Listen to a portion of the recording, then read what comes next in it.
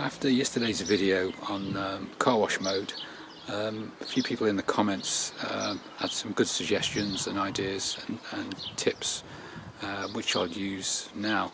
User GB Sav said that if you open the car, or it opens when you approach, if you open the back door once or one of the doors, then it does an auto lock. And I found this to be true. Sean McCarthy wanted the mirrors unfolded and the handles in.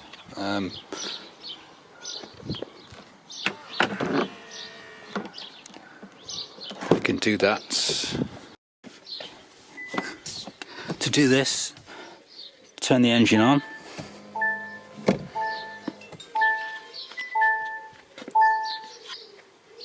Drop the driver's window.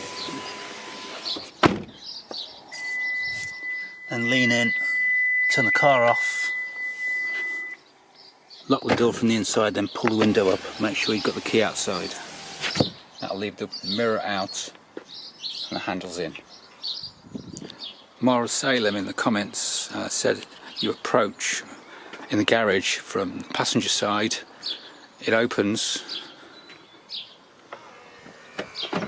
and by the time she gets around the other side it shuts. So if you open one door now and shut it, then walk around the other side, it will still be open.